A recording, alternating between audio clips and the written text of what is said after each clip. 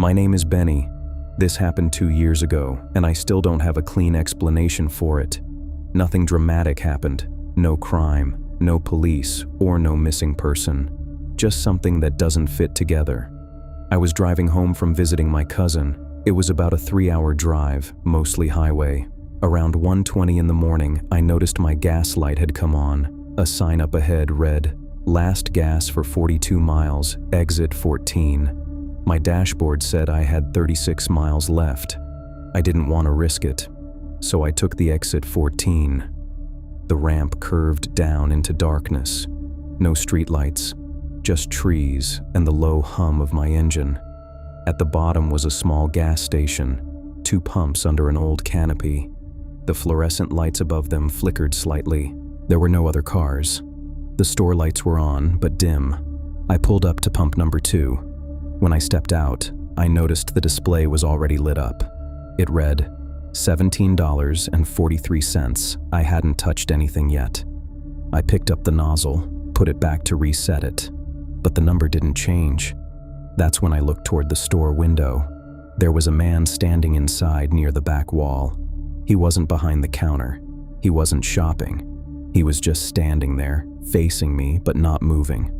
I gave him a small nod, like a reflex. He didn't react, didn't even blink or didn't shift. Something about the stillness felt wrong. Not threatening, just unnatural. I suddenly felt exposed, standing there in the open parking lot. I got back into my car and locked the doors. After maybe 20 seconds, I saw movement inside. A different guy walked from what looked like a back room and went behind the register. The man near the back wall was gone, not walking away, but just not there anymore. I scanned the interior carefully, empty except for the cashier. I told myself I must have missed him stepping into an aisle or out of view. Still, I decided to go inside to pay in cash. When I opened the door, a bell chimed overhead. The air inside felt colder than outside. The cashier looked young, early 20s, pale, tired. He didn't greet me. He just said, "Pump 2?" His voice was flat.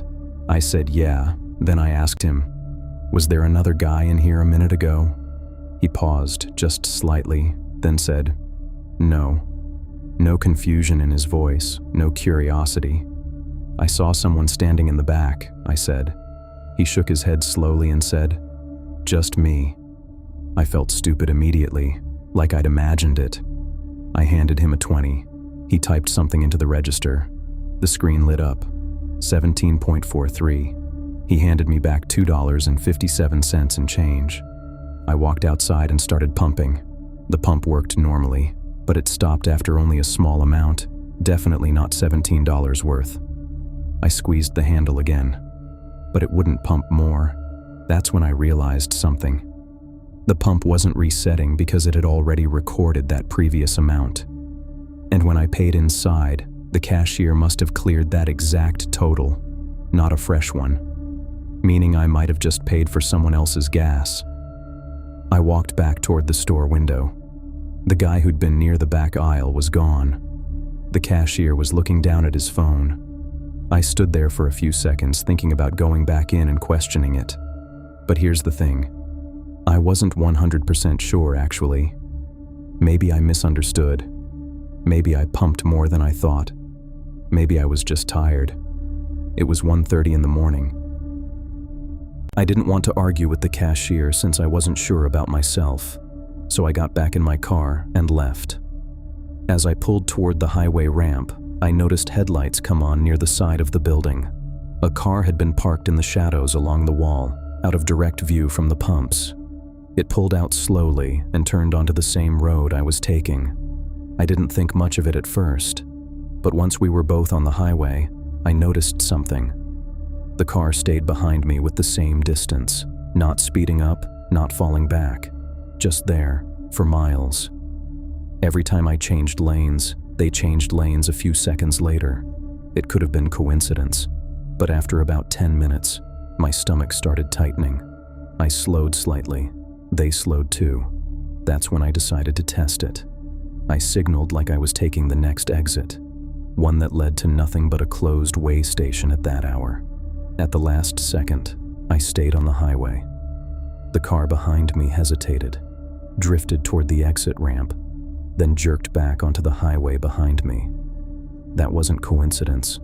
I didn't panic, but I definitely didn't feel safe anymore. There wasn't anyone that I can seek for help at that time. I got an idea of driving directly to the nearest police station. Then, about a mile later, they sped up, passed me quickly without looking over, and disappeared ahead. I didn't see them again on my way. I thought of reporting the incident to police, but I didn't, because something about the whole incident made me feel uncomfortable. They may had noticed my vehicle number. They followed me intentionally, maybe to scare me or to threaten me. Most of the times I drive alone after midnight, so I let go of the idea of reporting the incident. The next morning, I calculated how much gas I actually got based on my fuel gauge. It matched maybe $5 worth, but definitely not 17. I'm almost certain I paid for someone else's pump, and I'm almost certain that car on the highway was connected. Here's what I think happened.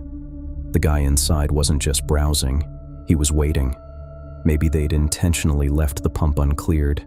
Maybe they were watching for someone tired or alone late at night. If I paid inside without questioning the total, that money cleared their pump. Then they leave. No confrontation, no obvious crime, just a quiet transfer. And if I had walked back inside to argue about it, I don't know. Maybe the other man I saw inside wasn't my imagination. Maybe that car parked in the shadows wasn't random. Maybe it was backup. What bothers me most isn't the money. It's how easily it worked.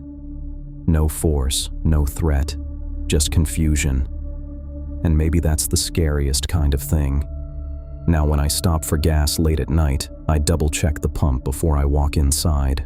Every time.